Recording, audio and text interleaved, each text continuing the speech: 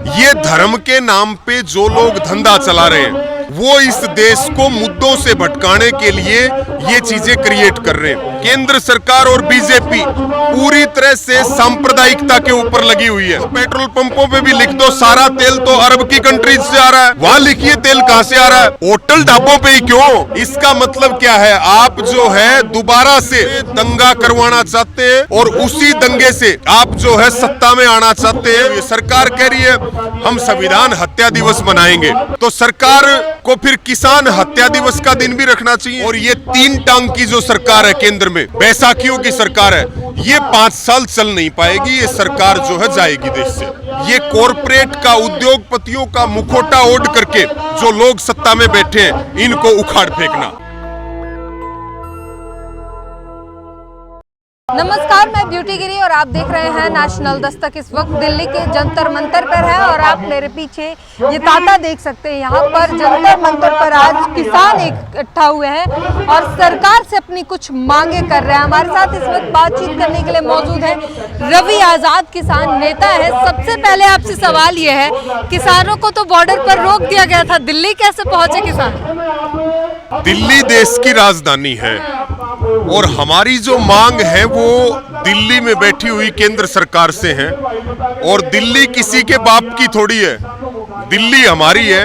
दिल्ली देश के किसान मजदूर की है, आम आदमी की है। तो आज जंतर मंतर पे आए हैं और आपको ध्यान है संयुक्त किसान मोर्चा की जो कॉल थी, क्योंकि कल से बजट सेशन शुरू हो रहा है, तो 16, 17 और 18 जुलाई को पूरे देश में लोकसभा और राज्यसभा के सांसदों को ज्ञापन दिए हैं। अब हम आए हैं एचटी लाइन के मुद्दे पर। आप देख रहे हैं ये किसान राजस्थान और दिल्ली के किसान हैं और हमारा लंबे समय से लगभग 2022 से हमारा आंदोलन चल रहा हाई वोल्टेज टावरों का।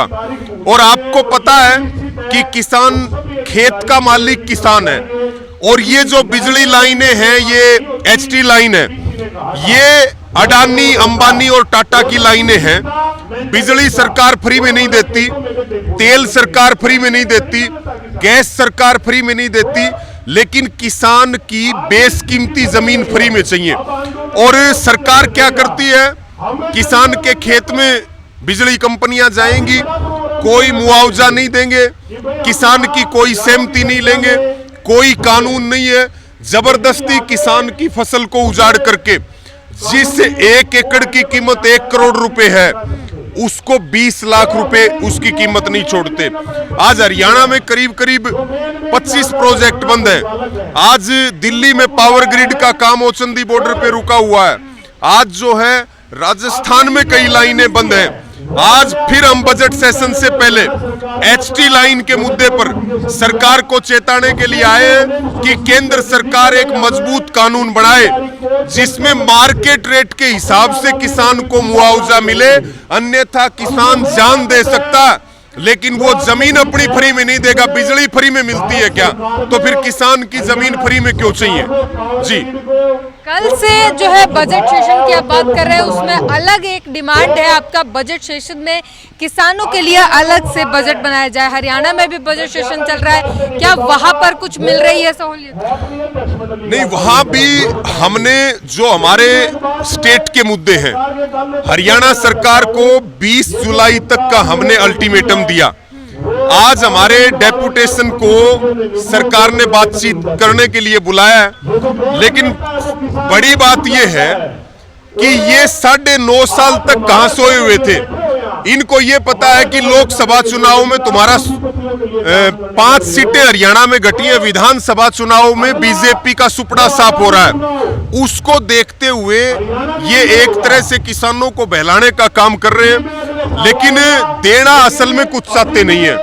और दूसरा, केंद्र सरकार के जो मुद्दे हैं, मैं बार बार आपको ये बात कह रहा था, केंद्र सरकार और बीजेपी पूरी तरह से सांप्रदायिकता के ऊपर लगी हुई है।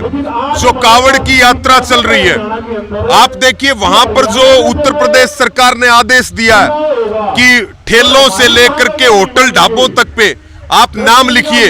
इसका मतलब क्या है? आप जो है दोबारा से मुजफ्फरनगर में दंगा करवाना चाहते हैं और उसी दंगे से आप जो है सत्ता में आना चाहते हैं। यानी कि पुलिस रेडी के ऊपर पर्चियां चेप रही है कि ये दुकान रामलाल की है, कि ये रहमान की दुकान है। और बहुत पहचान छुपाना क्यों है? पहचान जाहिर करने में समस्या क्या है?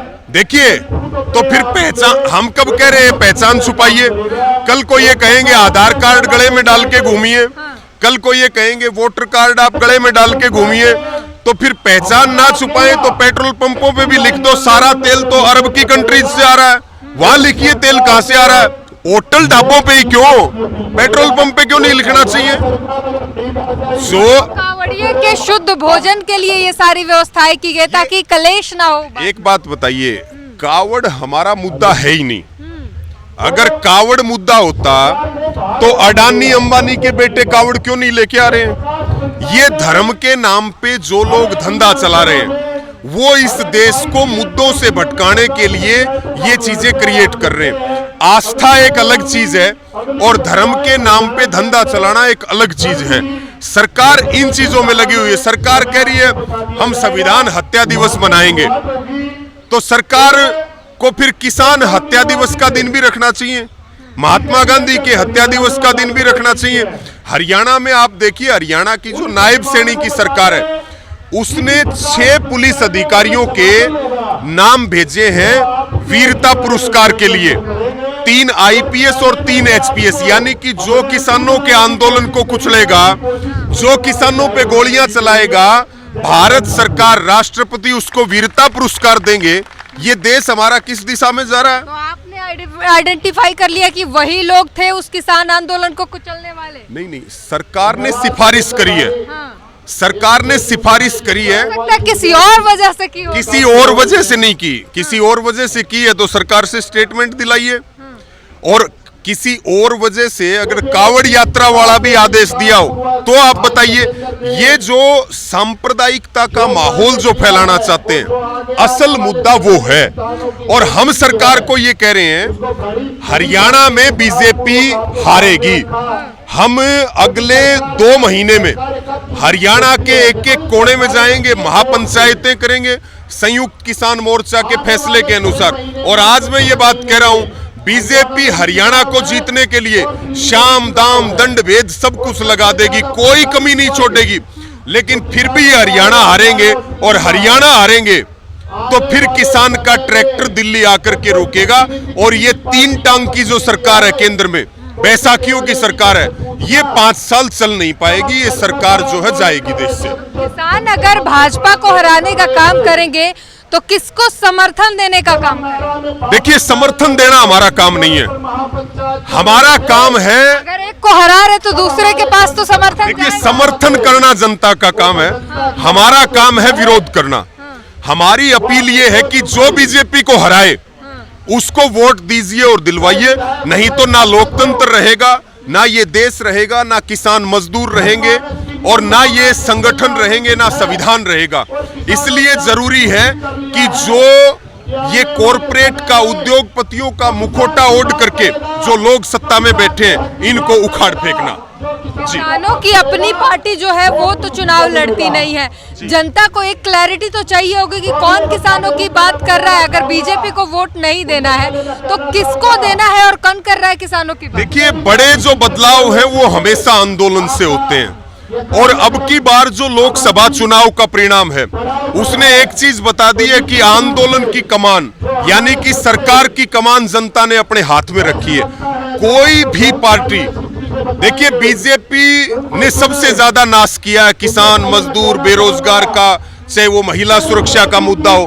गड़बड़ सारे करते हैं। वो जनता फैसला कर लेगी उन्होंने वोट किसको देने हैं, लेकिन उनको बीजेपी को वोट नहीं देने। बीजेपी को अगर वोट देंगे तो फिर आपको गुलामी झेलनी पड़ेगी। आज जो है डिक्टेटरशिप से लेकर के और जो दमन की नीति सरकार की चल रही है, हमें उससे बचने की जरूरत है और देश को बचाने की जरूरत है। आज महंगाई का आप मुद्दा ले लीजिए, आज आप जो है बेरोजगारी का मुद्दा ले लीजिए, आज आप किसान की आत्महत्या का मुद्दा ले लीजिए, ये सारे हालात तो हमारे सामने हैं। जी। तो तमाम बातें कहीं और किसानों की समस्याओं पर बड़ी बात हुई। किस तरीके से हरियाणा में अब किसान जो है बीजेपी को हराने का काम करेंगे, ये सीधे सीधे यहाँ जंतर मंतर से ऐलान कर दिया। इस पूरी बातचीत पर अपनी प्रतिक्रिया जरूर दीजिए। कैमरामैन आशीष के साथ ब्यूटी गिरी, नेशनल दस्तक। नेशनल दस्तक की आपसे गुजारिश है कि अगर इसको बचाना चाहते हैं तो नेशनल दस्तक को सब्सक्राइब करने के लिए रेड कलर के सब्सक्राइब बटन को दबाएं, फिर बेल आइकन की घंटी दबाएं। नेशनल दस्तक को बचाने के लिए बहुत जरूरी है कि हर खबर को शेयर करें, लाइक करें, कमेंट जरूर करें।